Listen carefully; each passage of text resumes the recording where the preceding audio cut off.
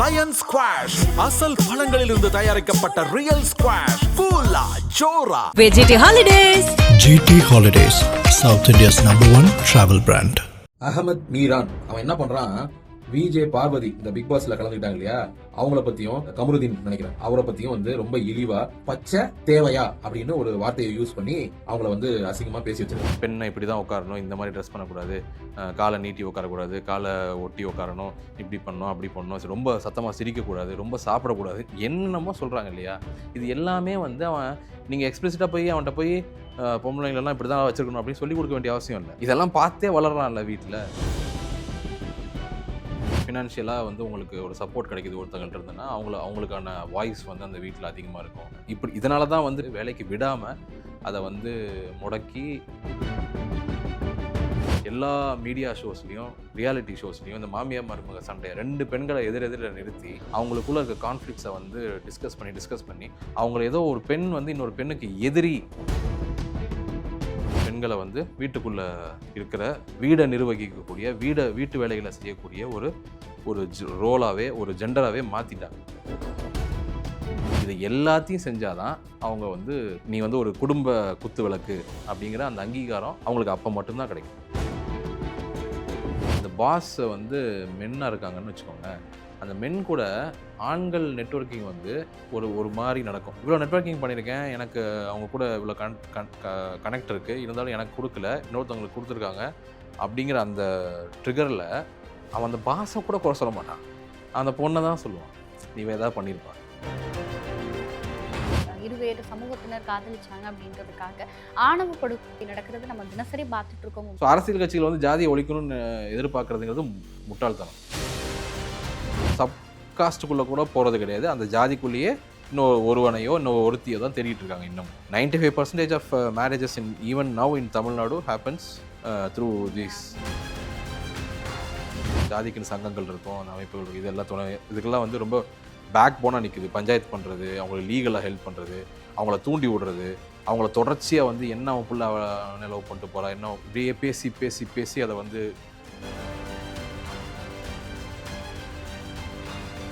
IBC மங்கை நேயர்கள் அனைவருக்கும் அன்பு வணக்கம். இன்னைக்கு நம்ம கூட ஃபெமினிசம்னா என்ன அப்படிங்கிறதுல துவங்கி நிறைய சப் டாபிக்ஸில் பல விஷயங்களை பகிர்ந்து கொள்வதற்காக சோஷியல் ஆக்டிவிஸ்ட் ஹரிஹரன் சார் நம்ம கூட இணைந்திருக்கிறார்கள். சார் வணக்கம். சார் வணக்கம். சார் ஜென்ரலாக வந்து இப்போ இருக்க சொசைட்டியில் வந்து ஃபெமினிசம் சார்ந்த நிறைய விஷயங்களை நிறைய பேர் பேசுகிறாங்க. ஒவ்வொருத்தரோட பார்வையில் ஃபெமினிசம் குறித்த கருத்துக்கள் ஒவ்வொரு மாதிரியாக இருக்குது. ஆக்சுவல் ஃபெமினிசம் அப்படின்னா அது என்னது? ஃபெமினிசம் அப்படின்னா ஹியூமனிட்டி, எம்பத்தி, கம்பேஷன், இதுக்கெல்லாம் வந்து ஒரு ஐடியாலஜிக்கல் வேர்ட் அப்படின்னு சொல்லலாம் ஃபெமினிசம் அப்படிங்கிறது. இது வந்து ஒரு ஹியூமன் வேல்யூஸ் நம்ம பேசுகிறோம் இல்லையா, மாரல்ஸ், எத்திக்ஸ், வேல்யூஸ், இதெல்லாம். ஸோ இது எல்லாத்தையும் வந்து ஒரு சமூகத்தில் யார் ரொம்ப பாதிக்கப்படுறாங்களோ அவங்க பக்கம் நின்று இந்த வேல்யூஸை வந்து எம்ஃபசைஸ் பண்ணுறது, அவங்கள்ட்டருந்து இந்த வேல்யூஸை எம்ஃபசைஸ் பண்ணுறது, இல்லை டிமாண்ட் பண்ணுறது, அந்த ஸ்பேஸை கேட்குறது அப்படிங்கிறது தான் ஃபெமினிசம். அதில் வந்து இன்டர்செக்ஷனல் ஃபெமினிசம் அப்படின்னு ஒன்று நம்ம சொல்லுவோம். ஏன்னா ஃபெமினிசம்னாவே இன்டர்செக்ஷனலாக இருக்கணும். ஏன்னா இங்கே வந்து வி டோன்ட் ஹேவ் என்ன சொல்கிறது, ஒரு லேயரில் வந்து இங்கே அப்ரெஷன் நடக்கிறது இல்லை, பல லேயர்ஸில் நடக்குது. ஒரே ஐடென்டிட்டி ஒருத்தரை வந்து ஒரு லேயரில் வந்து ப்ரிவிலேஜ்டாகவும் இன்னொரு லேயரில் வந்து அப்ரெஸராகவும் மாற்றுது. ஃபார் எக்ஸாம்பிள் காஸ்ட் அப்படின்னு எடுத்துக்கிட்டோம்னா, ஒரு ஆணோட காஸ்ட் வந்து அவரை இந்த ஜாதி ரீதியான லேயரில் ஒடுக்கிற இடத்துல இருந்தாலும் அவர் ஆணுங்கிற ஒரு ஐடென்டிட்டி அவரோட குடும்பத்தில் அவரை வந்து ப்ரிவிலேஜில் உட்கார வைக்குது இல்லையா. ஸோ இந்த இன்டர்செக்ஷனலாக நம்ம பார்க்க வேண்டிய அந்த லேயர்ஸை பொறுத்து யார் இங்கே வந்து ஒடுக்கப்படுறாங்க, எதன் அடிப்படையில் ஒடுக்கப்படுறாங்க, அதிலிருந்து அவங்களோட உரிமைகளுக்காகவும் அவங்களோட சுயமரியாதைக்காகவும் நம்ம நிற்கிறதுக்கு பேர் தான் அந்த இன்டர்செக்ஷனல் அப்படின்னு நம்ம டேர்ம் பண்ணுவோம். ஃபெமினிசம் அப்படிங்கிறதும் அந்த இன்டர்செக்ஷன், நான் நார்மலாக ஃபெமினிசம் மட்டும் சொல்ல மாட்டேன், எப்பவுமே இன்டர்செக்ஷனல் ஃபெமினிசம் அப்படின்னு தான் சொல்லணும், அப்படி தான் சொல்லுவேன். ஸோ இதுதான் பேசிக்காக வந்து ஒரு அப்ரெஷனை நம்ம வந்து கல்ச்சுரலாக அப்ரெஷனை வந்து நம்ம வந்து ஒரு அவுட் சைடு வியூவில் இருந்து இல்லாமல் கல்ச்சுரலாக வந்து நம்ம ரீக்ளைம் பண்ணுறது, அந்த அப்ரெஷனை வந்து எதிர்த்து போராடுறது அப்படிங்கிறது தான் ஃபெமினிசம்.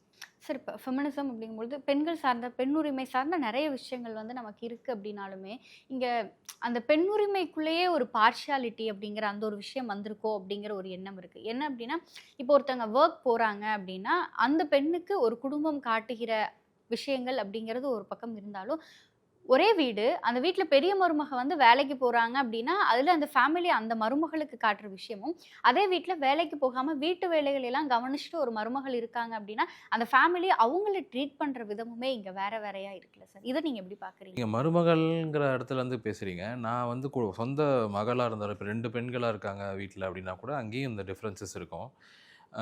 இது வந்து இந்த சொசைட்டி வந்து எதெல்லாம் வந்து அங்கீகரிக்குதோ, எதெல்லாம் வந்து ஒரு பெரிய விஷயமா பார்க்குதோ, இப்போ ஒரு ஃபினான்ஷியலாக வந்து உங்களுக்கு ஒரு சப்போர்ட் கிடைக்குது ஒருத்தங்கள்ட்ட இருந்துன்னா அவங்களுக்கான வாய்ஸ் வந்து அந்த வீட்டில் அதிகமாக இருக்கும். இப்படி இதனால தான் வந்து பெண்களை வேலைக்கு அனுப்பாமல் ஆண்கள் வேலைக்கு அனுப்பாமன்னு சொல்லக்கூடாது, வேலைக்கு விடாமல் அதை வந்து முடக்கி அந்த வாய்ஸை வந்து அந்த பவரை வந்து வச்சுருக்கணுங்கிறதுக்காகவே தான் வந்து ஆண்கள் தான் ப்ரொவைடர்ஸ் அப்படிங்கிற அந்த கான்செப்டை கல்ச்சுரலாக இங்கே புகுத்தி வச்சுருக்காங்க. ஸோ அது வந்து இப்போ கொஞ்சம் கொஞ்சமாக மாறி எல்லாமே மாறிடுச்சுன்னு சொல்ல முடியாது. ஒரு சின்ன பர்சன்டேஜ் வந்து விமன் வந்து எம்பவர் ஆகி வெளியில் போகிறாங்க, ஃபினான்ஷியலாக இண்டிபெண்ட்டாக இருக்காங்க. அப்படிங்கும்போது அந்த வாய்ஸை வந்து அவங்க கிளைம் பண்ணுறாங்களோ இல்லை அது ஆட்டோமேட்டிக்காகவும் அவங்களுக்கு கிடைக்குது. அந்த வாய்ப்பு இல்லாதவங்க, அந்த வாய்ப்பு மறுக்கப்படுறவங்களோட சோஷியல் கண்டிஷனிங் இல்லைனா அப்ரோச் வந்து ரொம்ப அவங்கள கம்பேர் பண்ணும்போது நீங்கள் சொன்ன மாதிரி அந்த டிஃப்ரென்சஸ் இருக்குது. இங்கே வந்து என்ன சிக்கல்னா, விமன்ஹுட் அப்படிங்கிறத ஒன்று பில்ட் பண்ண விடாமல் இந்த பேட்ரியார்கிக்கல் கல்ச்சர் வந்து பார்த்துக்கிட்டே இருக்குது. இப்போ நீங்கள் சொன்னீங்க இல்லையா மருமக அப்படின்னு, இப்போ எல்லா வீடுகள்லையும் வந்து இந்த சண்டையை வந்து சொல்லிட்டு மாமியார் மருமக அப்படிங்கிற சண்டையை சொல்லிக்கிட்டே இருப்பாங்க இல்லையா? அது ஏன் 2 பெண்களாகவே இருக்குது? ஏன் வந்து அந்த இடத்துல இப்போ உண்மையாலுமே அவங்களுக்குள்ள கான்ஃப்ளிக்ட் இருக்குன்னா, அங்கே நின்று அந்த கான்ஃப்ளிக்டை தீர்க்க வேண்டிய பொறுப்பு அங்கே அந்த பெண்ணை கல்யாணம் பண்ணிட்டு வந்த ஏன்னா அந்த பெண்ணை வேறு வீட்டிலேருந்து இங்கே கூட்டிகிட்டு வந்த அந்த ஆணுக்கு தானே முதன்மை பொறுப்பு இருக்கணும். அந்த அம்மாவோட பையங்கிற அடிப்படையிலையும் அந்த ஆணுக்கு தானே முதன்மை பொறுப்பு இருக்கணும். ஆனால் இங்கே ஆண் என்ன பண்ணுறான் அப்படின்னா, அவன் அதுலேருந்து விலகி வெளியில் போயிட்டு எங்கள் வீட்டில் மாமியார் மருமகளுக்கு ஒரே பிரச்சனை, மாமியார் மருமக சண்டை, எல்லா மீடியா ஷோஸ்லேயும் ரியாலிட்டி ஷோஸ்லேயும் இந்த மாமியார் மருமக சண்டை 2 பெண்களை எதிரெதிரில் நிறுத்தி அவங்களுக்குள்ளே இருக்க கான்ஃப்ளிக்ஸை வந்து டிஸ்கஸ் பண்ணி அவங்கள ஏதோ ஒரு பெண் வந்து இன்னொரு பெண்ணுக்கு எதிரி, பெண் தான் பெண்ணுக்கு எதிரிங்கிற அந்த தியரியை வந்து திரும்ப திரும்ப ஃப்ளோட் பண்ணுறது மூலிமா ஆண் வந்து இந்த சிஸ்டத்தில் இருந்து அவன் வந்து அந்த பவரை ரீட்டைன் பண்ணிக்கிட்டே இருக்கான். நம்ம ஆண்கிட்ட இந்த ரெஸ்பான்சிபிலிட்டியை கடத்துறதே கிடையாது. உங்கள் வீட்டில் உங்கள் அம்மாவுக்கும் உங்களோட பார்ட்னருக்கும் பிரச்சனை அப்படின்னா you are the first person to be held responsible அப்படிங்கிற அந்த விஷயமே வந்து இங்கே யாரும் பேசுகிறதே இல்லை. ஸோ இந்த டிஃப்ரென்சஸ்லாம் வந்து சின்ன வயசுலேருந்தே இங்கே வந்து நம்ம இப்போ பெண்கிறதுக்கு அடையாளமாக இந்த கல்ச்சர் என்னென்ன சொல்லுது, நீளமாக முடி வச்சுக்கணும், அழகாக மேக்கப் பண்ணிக்கணும், பொட்டு வச்சுக்கணும், இது பண்ணிக்கணும், அது பண்ணிக்கணும், இது பண்ணிக்கணும்னு நம்ம விருப்பப்பட்டு செய்கிறதுங்கிறது வேறு. ஆனால் அதை டெஃபினிஷனாக அப்படி இருந்தால் தான் நீ பெண்ணுன்னு அங்கீகரிக்கிறது இருக்கு இல்லையா? அதுலேருந்தே அது கூடயே பார்த்து வளர்கிற ஒரு ஆண் ஓகே பெண்ணுக்கு ஏகப்பட்ட ரெஸ்ட்ரிக்ஷன்ஸ் அண்ட் ரெகுலேஷன்ஸ் ரூல்ஸ் இருக்குது, நமக்கு எதுவுமே இல்லை, அப்போ அவங்கள வந்து கட்டுப்படுத்தி தான் வைக்கணுங்கிற அந்த தாட் வந்து அவங்கள்ட்ட எக்ஸ்பிளிசிட்டாக சொல்லாமல் கூட அவனுக்கு போய் சேர்ந்துடுது இல்லையா? பெண்ணை இப்படி தான் உட்காரணும், இந்த மாதிரி ட்ரெஸ் பண்ணக்கூடாது, காலை நீட்டி உட்காரக்கூடாது, காலை ஒட்டி உட்காரணும், இப்படி பண்ணணும் அப்படி பண்ணணும், ரொம்ப சத்தமாக சிரிக்கக்கூடாது, ரொம்ப சாப்பிடக்கூடாது, என்னென்னமோ சொல்கிறாங்க இல்லையா? இது எல்லாமே வந்து அவன் நீங்கள் எக்ஸ்பிளிசிட்டாக போய் அவன்கிட்ட போய் பொம்பளைங்களெல்லாம் இப்படி தான் வச்சுருக்கணும் அப்படின்னு சொல்லி கொடுக்க வேண்டிய அவசியம் இல்லை. இதெல்லாம் பார்த்தே வளர்றான்ல வீட்டில், அப்போ அவனுக்கு வந்து இயல்பாக அதை வந்து அவன் உள்ளே எடுத்துக்கிறான். ஸோ அப்போ அந்த சிஸ்டமே வந்து இங்கே ஃப்ளாடாக இருக்குது. அதனால் அவங்களுக்கு பெண்களுக்கான அது வந்து இப்போ கொஞ்சம் எம்பவர் ஆகி கொஞ்சம் வெளியில் போய் வேலைக்கெல்லாம் போகும்போது அதை வந்து நம்ம பெண்கள் மத்தியிலேயே வந்து அந்த டிஃப்ரென்சஸ் வந்து காட்டுறாங்க. சார் அக்கார்டிங் டு யூ ஆணாதிக்கம் அப்படின்னா என்ன? ஆணாதிக்கம் அப்படின்னா இந்த இந்த இந்த நான் வந்து கொஞ்சம் டீட்டெயிலாக சொல்கிறேன். இந்த கல்ச்சுரல் செட்டப் வந்து ஒரு சிவிலைசேஷன் ஒன்று உருவாகிறதுக்கு முன்னாடி நம்ம எப்படி இருந்தோம், நம்ம இது நோமேட்ஸாக சுற்றிக்கிட்டு இருந்தோம் இல்லையா? காடுகளுக்குள்ளே சுற்றிக்கிட்டு இருக்கும் போது அங்கே வந்து பவர் ஈக்குவேஷன் வந்து பேலன்ஸ்டாக இருந்துச்சு. இன்னொன்று தாய்வழி சமூகங்களுக்கான பல கூறுகளை நம்மளால் பார்க்க முடியுது இன்றைக்கி இருக்கிற ஆர்கியாலஜிக்கல் எவிடன்சஸ் மூலிமா. இன்னொன்று வந்து பவர் பேலன்ஸும் வந்து ஓரளவுக்கு வந்து அந்த பேலன்ஸ் இருந்துச்சு. யாரையும் ரொம்ப கம்ப்ளீட்டாக டிபெண்ட் பண்ணியிருக்க வேண்டிய சூழல் இல்லை. ஆனால் ஒன்ஸ் நம்ம வந்து செட்டிலர் சிவிலைசேஷனாக அக்ரிகல்ச்சரை நெருப்பு கண்டுபிடிச்சி அப்புறம் அக்ரிகல்ச்சர் வந்ததுக்கப்புறம் ரிவர் பேங்க்ஸில் போய் நம்ம செட்டிலர் சிவிலைசேஷனாக மாறினதுக்கப்புறம் வெல்த் சேருது, உபரி சேருது. அந்த உபரியை காப்பாற்ற வேண்டியதுக்கு ஒரு கட்டமைப்பு தேவைப்படுது, ஒரு குடும்பங்கிற அமைப்பு தேவைப்படுது. அதன் மூலிமா ஒரு எண்டோகமிக் ப்ராக்டிஸ் உருவாகுது, குடும்ப முறைகள் உருவாகுது. அப்புறம் அந்த குடும்ப முறைகளுக்கு வந்து பெண்கள்கிட்டருந்து வர்ற அடுத்த ஜென்ரேஷனுக்கு அதை கடத்த வேண்டியது இருக்குது. அப்போது அந்த சிஸ்டத்தை வந்து ஹோல்ட் பண்ண வேண்டியது இருக்குது. ஏன்னா அவங்க வந்து அந்த சிஸ்டத்தை பிரேக் பண்ணிட்டு வெளில போயிட்டாங்கன்னா அந்த சொத்தை வந்து கொடுக்க முடியாது இல்லையா, இல்லை அதை வந்து பராமரிக்க முடியாது. இப்படியான தேவைகள் அடிப்படையில் தான் முதல்ல வந்து இந்த பேட்ரியார்க்கிகள் கல்ச்சுரல் எவல்யூஷன் நடக்குது. அப்படியே கொஞ்சம் கொஞ்சமாக வந்து பெண்களை வந்து வீட்டுக்குள்ளே இருக்கிற வீடை நிர்வகிக்கக்கூடிய வீட்டு வேலைகளை செய்யக்கூடிய ஒரு ரோலாகவே ஒரு ஜெண்டராகவே மாற்றிட்டாங்க. ஸோ அங்கே ஆரம்பிக்குது ப்ராப்ளம். அங்கேருந்து நம்ம வந்து தொடர்ச்சியாக இன்ன வரைக்கும் அதே அந்த அந்த ஹைரார்க்கிக்கல் செட்டப்பில் தான் நம்ம இன்னும் வரைக்கும் வாழ்ந்துக்கிட்டு இருக்கோம். அதுதான் வந்து இதை தான் நம்ம பேட்ரியார்க்கின்னு சொல்கிறோம், இதுதான் ஆணாதிக்கம்னு சொல்கிறோம். ஏன்னா இந்த சிஸ்டத்தை உருவாக்குனது ஆண்களோட பவருக்கான, ஆண்களோட கண்ட்ரோலுக்கான, ஆண்களோட சுப்பீரியாரிட்டிக்காக, ஆண்களுக்காக உருவாக்கப்பட்ட இந்த கல்ச்சுரல் சிஸ்டம் தான் வந்து நம்ம பேட்ரியார்க்கி ஆணாதிக்கம் அப்படின்னு சொல்கிறோம். சார், ஆனால் இப்போ வந்து நம்ம ஆணாதிக்கம் அப்படிங்கிற ஒரு விஷயம் இருக்குது அப்படின்னா, பெரும்பாலும் வந்து வீடுகளில் இருக்க ஆண்கள் வந்து நீ வந்து சாப்பிட்ட பிளேட்டை கழுவக்கூடாது, நீ வந்து எங்கே வேணால் போகலாம், எங்கே வேணால் வரலாம், உன்னை யாரும் கொஷின் பண்ண மாட்டாங்க அப்படிங்கிற அந்த ஒரு விஷயத்த அப்பாக்கள் சொல்லி கொடுக்குறத விட அம்மாக்கள் தான் பசங்களுக்கு அதிகமாக சொல்லி கொடுக்குறாங்களோங்கிற அந்த ஒரு விஷயம் வருதுல்ல சார். ஈவன் ஆஃப்டர் மேரேஜ் இப்போ ஒரு கணவன் வந்து மனைவிக்காக ஏதாவது ஒரு விஷயம் செலவு பண்ணுறாங்கன்னா கூட அந்த இடத்துல வந்து அதிகமாக ஆண்கள் தடுக்கிற மாதிரியான எந்த ஒரு விஷயத்தையும் நம்மளால் பார்க்க முடியல. அந்த வீட்டில் இருக்க பெண்கள் தான் தடுக்கிறாங்களோ அப்படிங்கிற அந்த ஒரு விஷயம் வருதுல்ல. இது ஒரு நல்ல கேள்வி. இதை வந்து நம்ம மேலோட்டமாக பார்க்கும்போது நமக்கு அப்படி தான் தோணும். இதை மேலோட்டமாக பார்க்குறதுனால மட்டும்தான் இதை தொடர்ச்சியாக இதே விஷயங்களை நம்ம சொல்லிக்கிட்டே இருக்கோம். ஆனால் ஒரு பெண்ணுக்கான வேலிடேஷன், அங்கீகாரம் எங்கேருந்து கிடைக்குது, யார்கிட்டருந்து கிடைக்குது? ஒரு சிறந்த குடும்ப பெண் அப்படிங்கிற அங்கீகாரம் வேலிடேஷன் எல்லாருக்கும் தேவைப்படுது இல்லையா? நம்ம வாழ்கிறோன்னா நம்மளை யாராச்சும் அங்கீகரிக்கணும், நமக்கான வேலிடேஷன் கொடுக்கணும், நம்மளை அப்ரிஷியேட் பண்ணணும். அப்படிலாம் இருந்தால் தான் நம்மளால் வாழ முடியும். இந்த மாதிரி சோஷியல் பீயிங் இல்லையா? ஆண்களுக்கான அங்கீகாரம் வந்து அவன் வேலையில் ஹையர் பொசிஷன் போகும்போது, அதிகமாக சம்பாதிக்கும் போது, நிறைய சொத்து சேர்க்கும் போது, இந்த மாதிரியான எக்கனாமிக் டேர்ம்ஸில் அவனுக்கு கிடைக்குது. ஆனால் பெண்களுக்கான அங்கீகாரம் இவங்க பேட்ரியார்க்கிக்கலாக என்னென்ன விஷயங்களை சொல்லி வச்சுருக்காங்களோ அதை அவங்க கரெக்டாக ஃபாலோ பண்ணணும், எஸ்டாப்ளிஷ் பண்ணணும், மெயின்டைன் பண்ணணும், அடுத்த ஜென்ரேஷன் கடத்தணும். இதை எல்லாத்தையும் செஞ்சால் தான் அவங்க வந்து பெண், நீ வந்து ஒரு குடும்ப குத்து விளக்கு, ஒரு குடும்ப பாங்கான, ஒரு மங்களகரமான, ஒரு தெய்வீகமான பெண் அப்படிங்கிற அந்த அங்கீகாரம் அவங்களுக்கு அப்போ மட்டும்தான் கிடைக்கும்.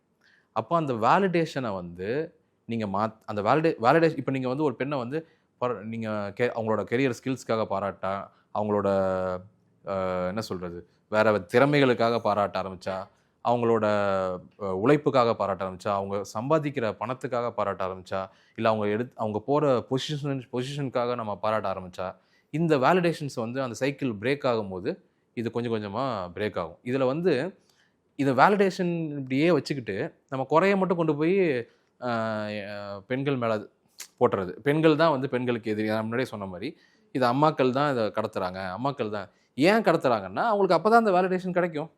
அப்படி தான் இந்த சிஸ்டம் அவங்கள வளர்த்து வச்சுருக்கு. ப்ளஸ் ரெண்டாவது அவங்கள சின்ன வயசுலேருந்து அப்படி தானே க்ரூம் பண்ணுறாங்க. சின்ன வயசுலேருந்தே ஒரு பெண்ணோட வளர்ப்புங்கிறது இன்னொரு வீட்டை போய் நீ எப்படி நிர்வகிக்க போகிறங்கிற அந்த இடத்துல இருந்து மட்டுமே தான் டிஃபைன் பண்ணப்படுது. நீ அங்கே இன்னொரு வீட்டுக்கு போகிற, உன் மாமியாக்காரி என்ன சொல்லுவா, நீ சமைக்க தெரியலாம் என்ன சொல்லுவாங்க, காஃபி போடுறது, தொடர்ச்சியாக அவங்க அம்மாவையும் பார்க்குறாங்க.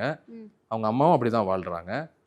சுற்றி இருக்க எல்லா ஃபேமிலிஸு, எல்லா சொந்தக்காரங்க எல்லா வீட்லேயும் இதான் நடக்குது. இவங்களுக்கும் அதான் சொல்லித்தரப்படுது. இவங்க இதுலேருந்து இதே கேட்டு கேட்டு கேட்டு வளர்ந்து அந்த க்ரூமிங்கில் வளர்ந்ததுக்கப்புறம் திடீர்னு அதெல்லாம் உடச்சிட்டு அந்த வேலிடேஷனும் உங்களுக்கு கிடைக்காது.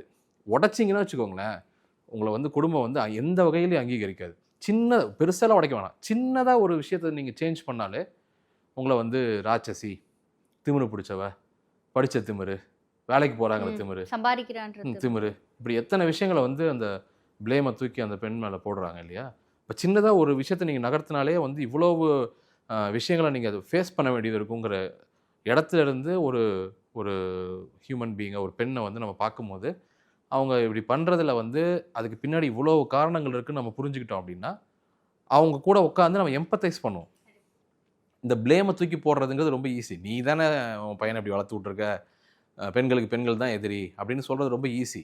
பட் அதுக்கு பின்னாடி இருக்கிற சோஷியல் கண்டிஷனிங் அண்ட் இந்த வே அவங்க அவங்கள்ட்ட என்ன எதிர்பார்க்குது அதுவும். இப்போது நீங்கள் சொல்கிறீங்க அப்பா வந்து ஒரு பையன்கிட்ட இதெல்லாம் சொல்கிறது இல்லைன்னு. இப்போ ஒன்றும் இல்லை, இந்த பையன் வந்து இந்த விஷயங்கள்லாம் பண்ணாமல் இருக்கான்னு வச்சுக்கோங்களேன். நாளைக்கு வந்து அந்த பையனை வளர்க்குற அப்படிங்கிற இல்லைன்னா குழந்தை வளர்ப்பு அப்படிங்கிற பொறுப்பை இன்னமும் பெண்கள் மேலே தானே நமக்கு கட்டி வச்சுருக்கோம். சார் இதையே வந்து எப்படி சொல்லணும்னா, அந்த குழந்தை வந்து ரொம்ப நல்ல ஒரு ஜெயிச்சிட்டாங்க லைஃப்பில் அப்படின்னு சொல்லி சொன்னால், பாரு நான் எப்படி வளர்த்துருக்கேன் அப்படின்னு சொல்லிட்டு சம்டைம்ஸ் இந்த ஃபாதர்ஹுட் அவங்க வந்து செலிப்ரேட் பண்ணுறதை நம்ம பார்த்துருக்கோம். ஆனால் இன்னும் நிறைய, எல்லா வீடுகள்லையும் நான் சொல்லலை, இன்னும் நிறைய வீடுகளில் வந்து அந்த குழந்தை ஏதாவது தப்பு பண்ணிடுச்சுன்னா அந்த குழந்தைய திட்டுறதை தாண்டி அந்த குழந்தையுடைய அம்மா எப்படி வளர்த்து வச்சிருக்கேன்னு பாரு, இதைத்தான் சொல்லி கொடுத்தியா அப்படின்னு சொல்லி அங்கே அந்த பேரண்டிங் வந்து ஒரு தாயை தான் கொஷின் பண்ணுதோ அப்படிங்கிற அந்த ஒரு விஷயம் வருது. ப்ளேம் எல்லாமே தூக்கி ஒரு குழந்தை வளர்ப்பில் நடக்கிற எல்லா தவறுகளுக்கும் ப்ளேம் வந்து பெண்களுக்கும், அதை வந்து செலிப்ரேஷன் இல்லை அச்சீவ்மெண்ட்ஸு இல்லைன்னா சக்ஸஸை வந்து ஆண்களுக்கும் அவங்களோட அப்பாக்களுக்கும் வந்து கொடுக்கறது தான் இந்த பேட்ரியார்க்கிகள் சிஸ்டம். அப்படி இருக்கும்போது அவங்க அந்த சிஸ்டத்தில் எப்படிலாம் வளர்க்க சொல்லியிருக்காங்களோ, எங்கே நம்மளை குறை சொல்லிடுவாங்களோ, எங்கே நம்மளை வந்து என்ன புள்ள பெற்று வச்சிருக்க, பிள்ளைய கூட ஒழுங்காக வளர்க்க தெரியல உனக்குங்கிற சொல்லிடுவாங்களோங்கிற அந்த பயம் இருக்குல்ல, அந்த கான்ஸ்டன்ட் ஃபியரில் இருந்து தான் இது எல்லாமே அவங்க பண்ணுறாங்க. ஆனால் அவங்களுக்கு இதில் எந்த பெனிஃபிட்டும் கிடையாது.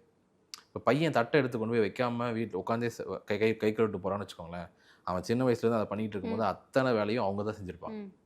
அவங்க அப்பா ஒன்றும் செய்ய போகிறது இல்லைல்ல. அப்போ அந்த லேபர் அவங்கள்ட்ட தான் போய் விழுவுது இல்லையா. இது கல்யாணத்துக்கு அப்புறம் அதே பையன் அவன் பண்ணுறான் அப்படின்னா மறுபடியும் ஒரு லேபர் இன்னொரு பெண்ணுக்கு தான் போய் விழுவுது. அப்போது அந்த மனைவி வந்து கொஞ்சம் எம்பவர்ட் ஆகி இருக்காங்க, இதெல்லாம் வந்து தப்புங்கிற அளவுக்கு அவேர்னஸில் இருக்காங்க அப்படின்னா அவங்க அதை கன்ஃபரண்ட் பண்ணும்போது சண்டையாவது பிரச்சனையாவது மறுபடியும் அந்த ப்ளேம் அந்த பொண்ணுக்கு தான் போகுது. சப்போஸ் அந்த சண்டைன்னு நடக்குதுன்னா அந்த மாமியார் மருமகளும் 2 பெண்களுக்கு தான் நடக்குது. இதில் எங்கேயுமே ஆண்கள் பாதிக்கப்படுறதே கிடையாது. அப்போது ஆண்களுக்கு பெனிஃபிட் ஆகிற ஒரு விஷயம் பெண்களுக்கு அது ப்ளேம் ஆகுது. அப்படிங்கும்போது அதுக்கு பின்னாடி இருந்து நம்ம இதுக்கு இந்த உளவியல் சிக்கல், இந்த சோஷியல் ஆர்டர்லேருந்து நம்ம அதை புரிஞ்சுக்கணும். சரி, இப்போ ரீசெண்டாக வந்து நான் ஒரு 2 days பிஃபோர் வந்து ஒரு 2-3 வீடியோஸ் பார்த்தேன். அந்த 2-3 வீடியோஸில் வந்து இன்ஃப்ளூயன்சர்ஸ் இல்லை ஒரு குறிப்பிட்ட ரேஞ்ச் இருக்க ஃபாலோவர்ஸ் வச்சுருக்க பெண்கள் அவங்க ஃபேஸ் பண்ண ஒரு சில விஷயங்கள் சொல்கிறாங்க. சமீபத்தில் நான் ஒருத்தரை மீட் பண்ணும்போது அவரோட காண்டாக்ட் நம்பர் வாங்கினேன். அந்த காண்டாக்ட் நம்பர் வாங்கினதை வந்து நான் ஒரு வீடியோவாக போட்டேன். அப்போ வந்து அவங்க என்ன பொண்ணு, அதனால் அவங்களுக்கு அந்த நம்பர்ஸ் அந்த காண்டாக்ட் எல்லாமே ஈஸியாக கிடைக்குது அப்படின்ற ஒரு விஷயத்த சொல்கிறாங்க. நான் வந்து ரொம்ப டிட்டர்மினண்ட்டாக இருந்தேன், ரொம்ப ஹார்ட் ஒர்க்கிங்காக இருந்தேன், ரொம்ப டெடிகேஷனலாக என்னோட பேஷனை நோக்கி போயிட்டு இருந்தேன். ஸோ நான் என்னை இன்ட்ரடியூஸ் பண்ணும்போது அவங்களுக்கு தெரியுது, அவங்களோட காண்டாக்ட் எனக்கு ஷேர் பண்ணுறாங்கும்போது இங்கே என்னோட ஸ்கில்ஸ், என்னோட எபிலிட்டி, என்னோட டேலண்ட்னு எதையுமே பார்க்காம ஒரு பொண்ணு அதனால இவங்களுக்கு எல்லா விஷயமும் ஈஸியாக கிடைக்குது அப்படிங்கிற ஒரு விஷயத்த ரொம்ப எளிதில் எல்லாரும் பேசிடுறாங்கங்கிற ஒரு விஷயத்த வந்து ஒருத்தங்க ஷேர் பண்ணியிருந்தாங்க. லைக் நிறைய இடங்களில் வந்து என்னதான் வந்து ஒருத்தங்களுக்கு டேலண்ட் இருந்தாலும், லைக் ஒரு ஆஃபீஸில் வந்து ஒருத்தங்க இருக்க பொசிஷனை விட அதிக பொசிஷன் மேலே ஒரு ஹையர் பொசிஷன் போகிறாங்க அப்படின்னாலும் சரி, இல்லை ஏதாவது ஒரு இன்க்ரிமெண்ட் இல்லை ப்ரமோஷன் வாட் எவர் என்ன கிடைச்சாலும் சரி, அவங்களுக்கு என்ன பொண்ணு அப்படின்னு சொல்லிட்டு சுற்றி இருக்கவங்க ஈஸியாக சொல்லிடுறாங்களோ அப்படிங்கிற அந்த ஒரு பார்வை இருக்குல்ல, அதை பற்றி உங்களோட கருத்து என்ன? இது ரொம்ப முக்கியமான ஒரு இப்போ இருக்கிற கரண்ட் அந்த சினாரியோ இல்லை சிச்சுவேஷன் இல்லை ஜெனரேஷன் ஃபேஸ் பண்ணக்கூடிய ஒரு சிக்கல். அதாவது பேசிக்காக பெண்களை வந்து இங்கே பார்க்கக்கூடிய பார்வையே வந்து they or something to possess. ஆண்களோட ஆணாதிக்க சிந்தனையிலிருந்து பார்க்கறது வந்து பெண்கள் ஒரு ஆப்ஜெக்ட். அவங்க ஆப்ஜெக்டிவ் மைண்ட் செட். அவங்கள வந்து நம்ம அடையணும், அவங்கள வந்து நம்ம கண்ட்ரோலில் வச்சுக்கணும், அவங்கள வந்து நம்ம ஹோல்டுக்குள்ளே வச்சுக்கணும் அப்படிங்கிற அதுதான் அந்த பேட்ரியார்க்கிகள் வேல்யூ சிஸ்டம். இப்போ இதையே தான் நீங்கள் வந்து ஆஃபீஸ் ஸ்பேசஸ்குள்ளே பார்க்குறீங்க அப்படின்னா ஒரு பொண்ணு வந்து அவங்களோட ஸ்கில்லால், அவங்களோட ஹார்ட் ஒர்க்கால், இல்லைனா வந்து ஏதாவது ஒரு ஸ்பெசிஃபிக் க்ளீஷேவான ஏதாவது ஒரு ஸ்கில் வந்து அவங்க டெவலப் பண்ணிக்கிட்டு அவங்க அது மூலிமா மேலே போகிறாங்க அப்படின்னா அதை வந்து ரெக்கக்னைஸ் பண்ணுறதோ அக்னாலேஜ் பண்ணுறதோ பேட்ரியார்க்கிக்கல் வேல்யூ சிஸ்டத்திலே கிடையாது. அவன் நேராக என்ன சொல்லுவான்னா, ஒரு அந்த பொண்ணு அவனுக்கு என்ன தோணுன்னா, ஒரு ஆப்ஜெக்ட் அவன் என்ன பண்ணியிருப்பான்னா, அவளை செல் பண்ணியிருப்பான்.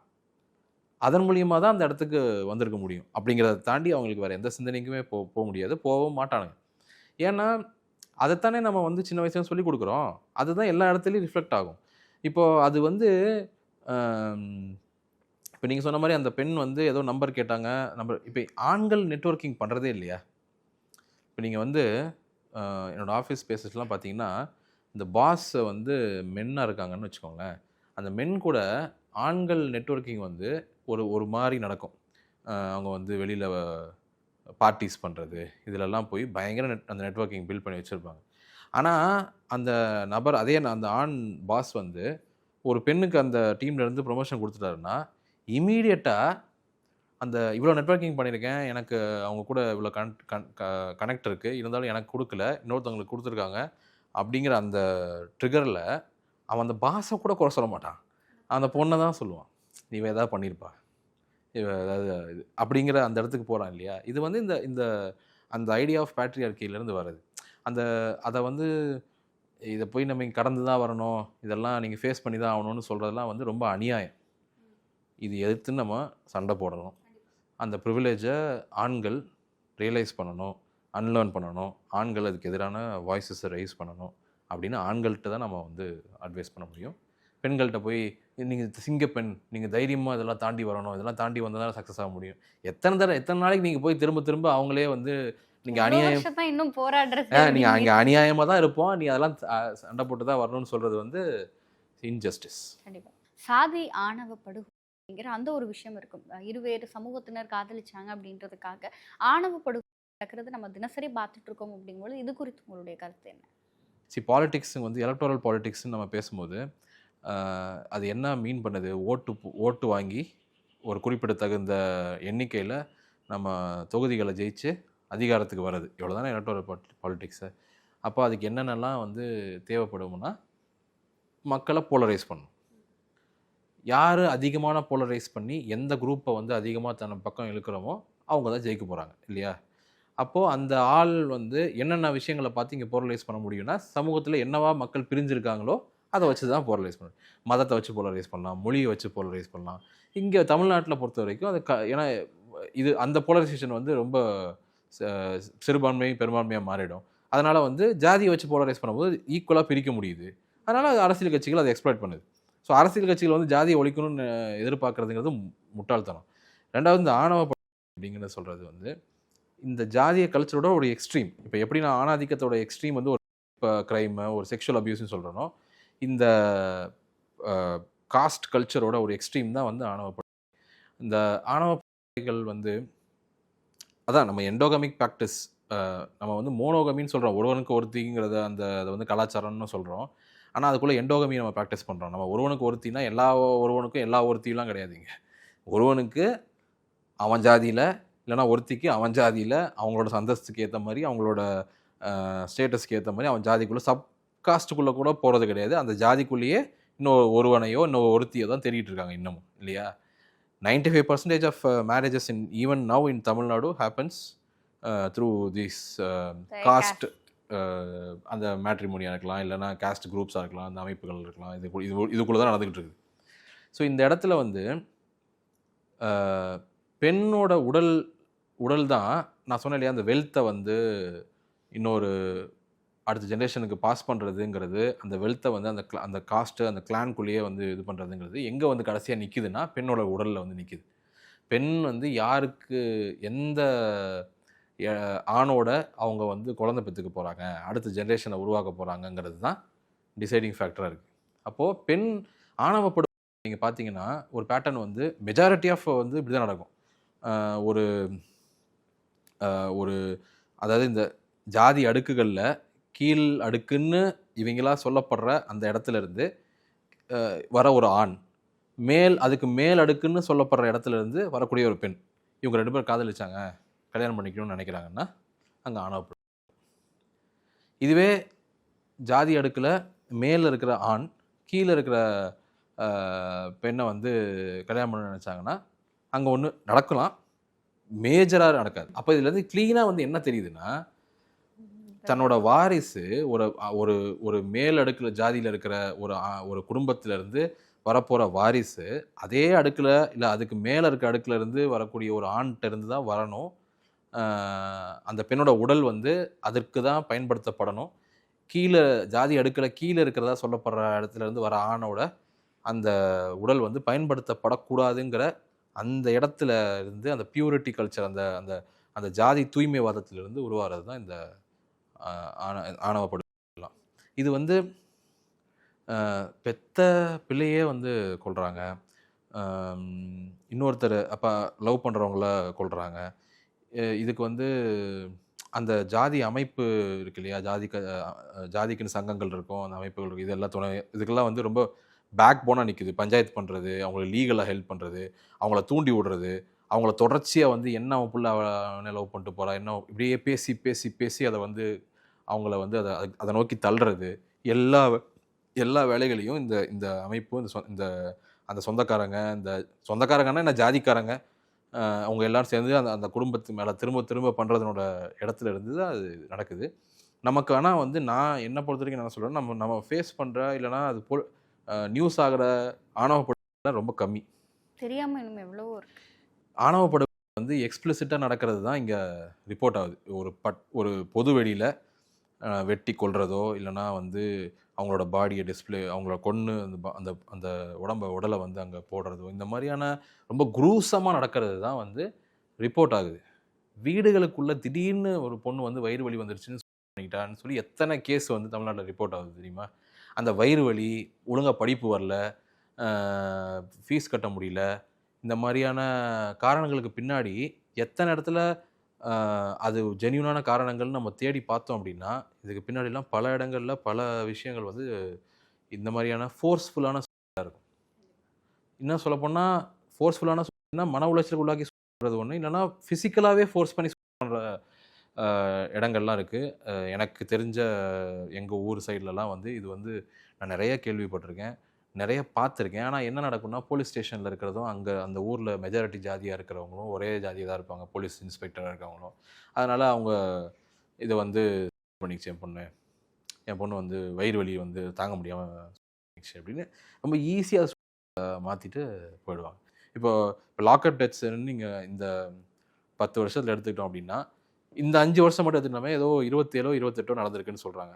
மேஜராக இந்த லாக்அப் டெத் மூலிமா எஃபெக்ட் ஆகி தங்களோட உயிரையோ உடல் உறுப்புகளையோ இழந்தவங்க பார்த்தீங்கன்னா காஸ்ட் ஸ்டார்ட்டாலையும் காஸ்ட் இதுலேயும் கீழே இருக்கவங்களாக தான் இருப்பாங்க, மார்ஜினலைஸாக தான் இருப்பாங்க.